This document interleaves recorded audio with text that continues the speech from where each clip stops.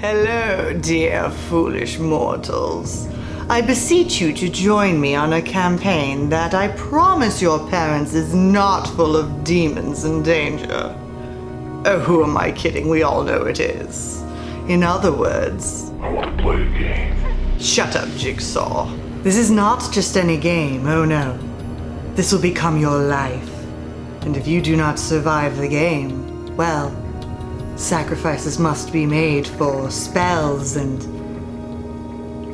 creatures and things. When you create a character in the world, you will become that character. And then you will probably get very depressed and die. Or you could just play it like a normal game like most people do. Dungeons and Dragons, is it just a normal game? That's not what you'll hear in today's Dumpster Find, which is of course 1982's made-for-TV movie Mazes and Monsters, featuring some surprisingly notable names such as Tom Hanks, Lloyd Bochner, Anne Francis, Vera Miles, Murray Hamilton, and some other people.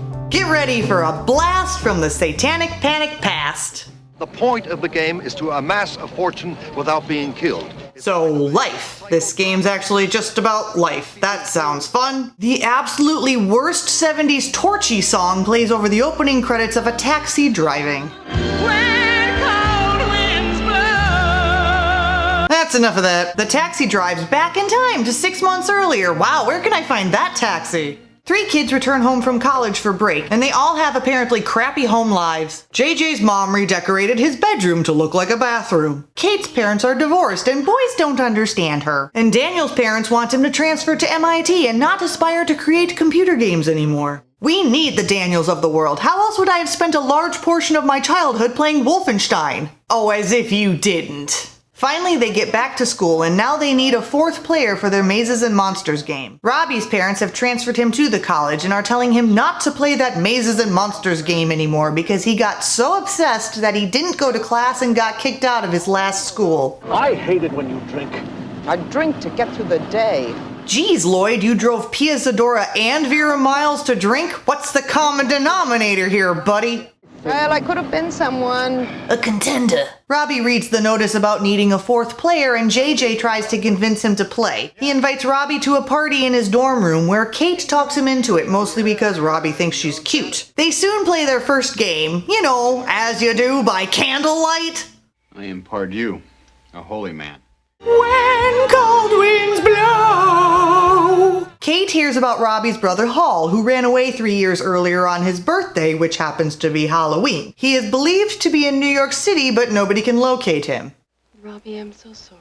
No touching. I am a holy man after all. I know that I was meant to do comedy. Oh, is that what all the stupid hats are supposed to be telling us? JJ proposes that they start a new game of Mazes and Monsters in the nearby Pequod Caverns to make it more realistic. Some kids got lost in the caverns a while back and were never found, and the group risks expulsion from school if they go there, but they agree to do it anyway. You are entering the secret mazes of the evil Verations. Somewhere within dwells the wicked Ak-Oga.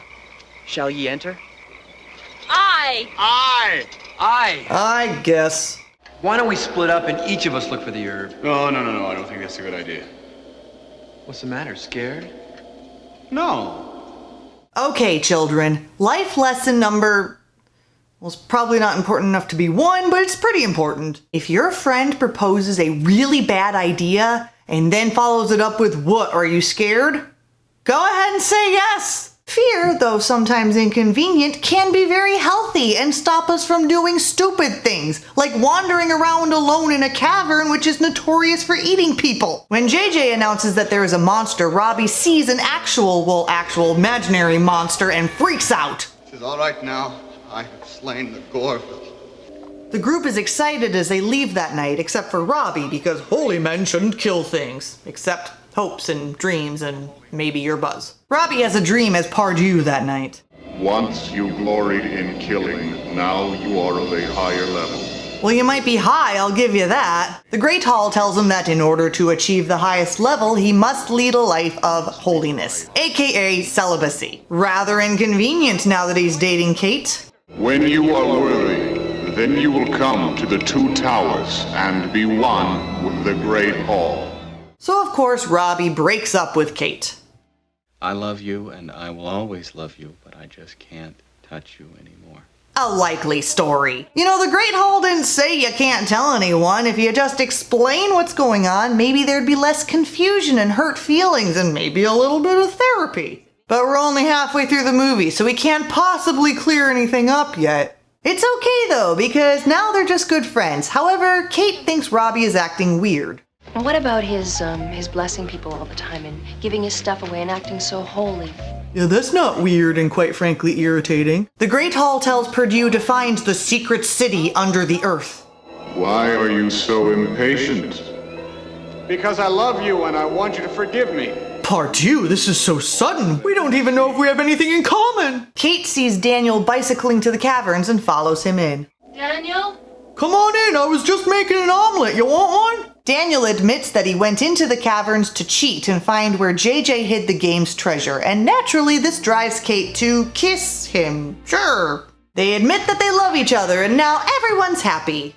Oh, except for Robbie, whose no touching policy appears to be problematic in a crowded dorm room Halloween party, so he leaves and goes to bed, where the Great Hall tells him he's ready. The next day, Daniel can't find Robbie. Kate calls his mother, and she hasn't seen him either. And she should be seeing double about now, so if he were there, she should be seeing him twice as much. Daniel finds the map Robbie was making. Even though JJ confirms this is not a map of the caverns, they figure out that Robbie has flipped into his character, and they go to the caverns to find him. Robbie? That's Perdue to you, you heathen! They can't find him, so they clear their gaming stuff out of the cavern and report his disappearance to the police. The detective starts quizzing them on mazes and monsters and the rumors of people playing it in the caverns. The friends play dumb, and the detective proposes his completely unsubstantiated theory. One of the players Robbie played with got carried away and killed him. Well, that's kind of far out. Mazes and Monsters is a far-out game. Right. This brings us to the beginning of the movie with the police search of the caverns. Please don't be starting over.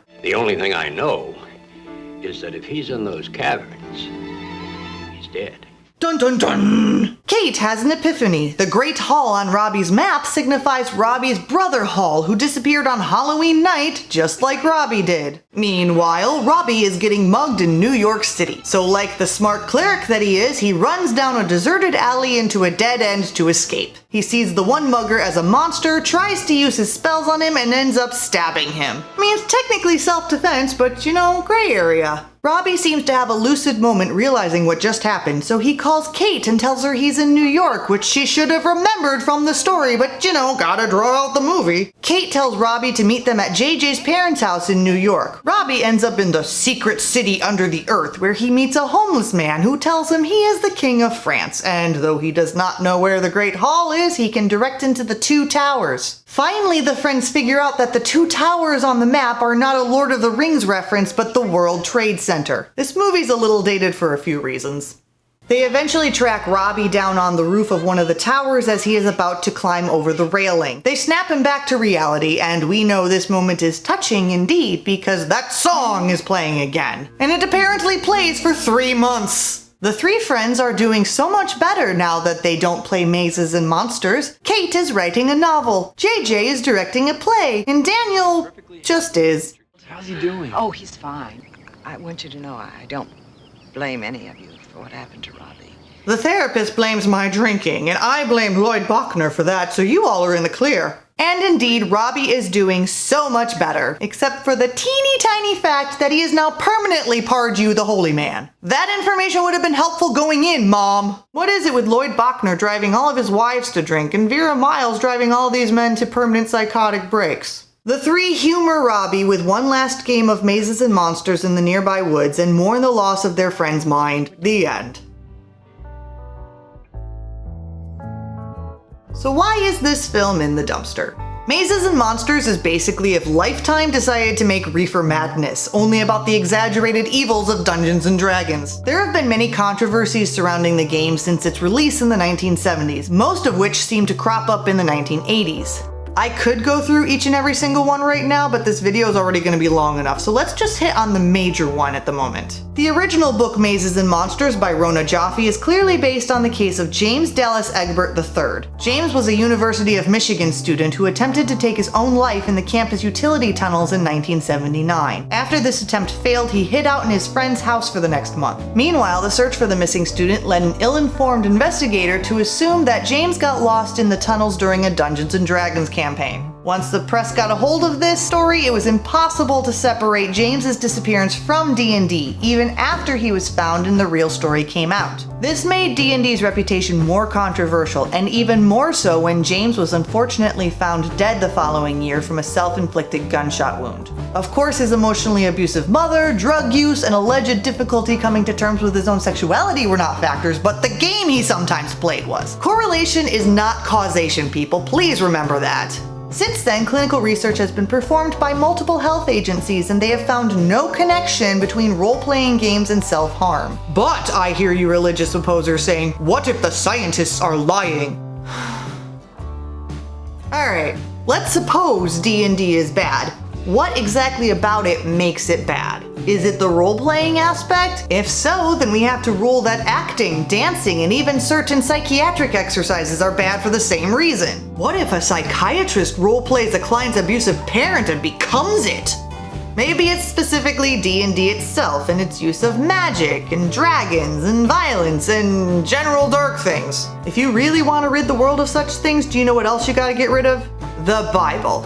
The Bible has all of that and then some in it. And this is not me trying to be controversial, this is a fact. So if you read the Bible or are cast as Satan in a church play, you're apparently screwed. The truth is, if you don't already believe there is nothing inherently wrong with D&D, my saying so is not going to convince you. And I will probably hear about it in the comments if the right people find this video. But it's true, there is currently no proof that role-playing games of any sort cause harm to anyone. And because the belief that they do has finally waned in light of science and research, plus the other typical bad movie reasons like acting and writing, Mazes and Monsters can be found in the dumpster. If you're a Tom Hanks fan, it could be kind of fun to see him in his first starring role. If you're not a Tom Hanks fan, then what the hell is wrong with you? You do not like that, do you? When cold winds blow.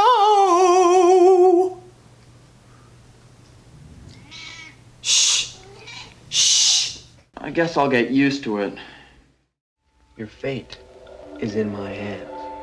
You know you have to pretend to be dumb because bright girls scare them? JJ, what am I doing here?